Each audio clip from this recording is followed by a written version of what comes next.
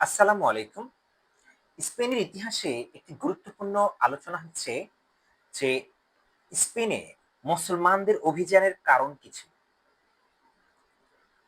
সরাসরি যদি আলোচনা চলে যায় তাহলে 711 খ্রিস্টাব্দে তারিখ ইবনে জিয়াদের নেতৃত্বে মুসলমানরা মূলত স্পেন বিজয় করে। তারিখ বিন জিয়াদের নেতৃত্বে, সহজ কথা যদি আমরা বলি, তাহলে এই অভিযানের পেছনে বিভিন্ন রাজনৈতিক, ধর্মীয় ও সামাজিক কারণ কাজ করেছিল। এখন ধর্মীয় কারণে তো আমরা বলেছিলাম যে ইহুদি খ্রিস্টানদের মধ্যে একটা দ্বন্দ্ব এখানে চলছিল। মূলত খ্রিস্টানরা ইহুদির উপর রাজনৈতিক, সামাজিক, অর্থনৈতিক সকল দিক দিয়ে বৈষম্য করছিল, অত্যাচার, নির্যাতন করছিল, এবং সেখান থেকে মূলত তারা মুক্তির জন্য আন্দোলন করছে এবং বহিঃশত্রু এখানে এসে আক্রমণ করুক সেটাও তারা চাচ্ছিল ইহুদিরা। রাজনৈতিক কারণে যদি আমরা যাই তাহলে এখানে আমরা দেখি যে বিসিকোট শাসন ব্যবস্থা এখানে দুর্বল হয়ে পড়েছিল। আবার রাজ পরিবার ও অভিজাতদের মধ্যে একটা দ্বন্দ্ব কিন্তু তখন চলমান ছিল। আর এই দ্বন্দ্বটাও কিন্তু তৎকালীন সময়ে এই যে যে এখানকার যে দুই পক্ষের মধ্যে যে দ্বন্দ্বটা সেটাকে আরো ত্বরান্বিত করে।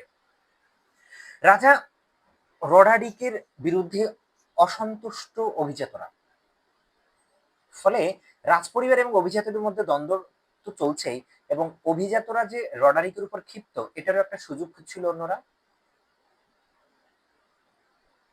এই রডারিকের বিরুদ্ধে অসন্তুষ্ট অভিজাতরা মুসলমানদের সহযোগিতা করতে থাকে রডারিকের পতনের জন্য।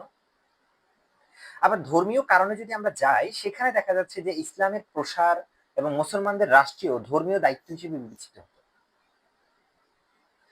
মুসলিম শাসকরা ইসলাম প্রচার ও প্রতিষ্ঠার জন্য নতুন অঞ্চল জয়ের প্রতি আগ্রহী ছিল, এবং সেটাও একটা ধর্মীয় কারণ হিসেবে আমাদের এই স্পেন বিজয় বা অভিযানের একটা কারণ ছিল।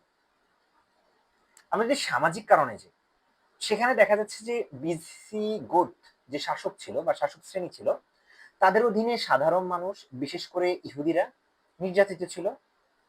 আবার খ্রিস্টান সম্প্রদায়ের মধ্যেও বিভাজন ছিল, অর্থাৎ একটা অংশ নির্যাতিতের পক্ষে চলে যায়, আরেকটা অংশ শোষিতের পক্ষে।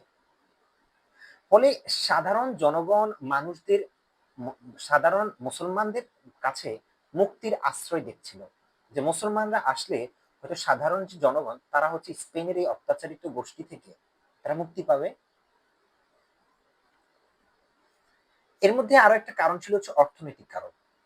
স্পেন ছিল অত্যন্ত সমৃদ্ধশালী একটা দেশ, উর্বর ভূমি, খনিজ সম্পদের একেবারে খনি, এবং বাণিজ্য কেন্দ্র হিসেবে মুসলিম শাসকদের কাছে এই স্পেন ছিল খুবই আকর্ষণীয় একটা জায়গা। ফলে মুসলমানদের স্পেন বিজয়ের ক্ষেত্রে অন্যতম একটি কারণ হিসেবে এই অর্থনৈতিক কারণগুলো হচ্ছে কারণ কারণগুলো কাজ করেছে বিজয়ের ক্ষেত্রে। আবার যদি আমরা বলি কৌশলগত কারণ আছে কিছু, যেমন মুসলমানরা উত্তর আফ্রিকা জয় করে ফেলেছিল, সেখান থেকে ভূমধ্যসাগর পার হয়ে ইউরোপের প্রবেশের জন্য স্পেন ছিল সবচেয়ে উপযুক্ত জায়গা। তাহলে কৌশলগত জায়গা থেকে স্পেন বিজয়টা তাদের জন্য খুবই দরকার ছিল, কারণ এই জায়গাটা হলে তারা আফ্রিকাতেও সহজে যাতায়াত করতে পারছে। এছাড়া আরো কিছু কারণ রয়েছে। যদি আমরা তাৎক্ষণিক কারণের দিকে তাকাই যে কেন স্পেন অভিযান করেছে, তাৎক্ষণিক কারণ কি হতে পারে?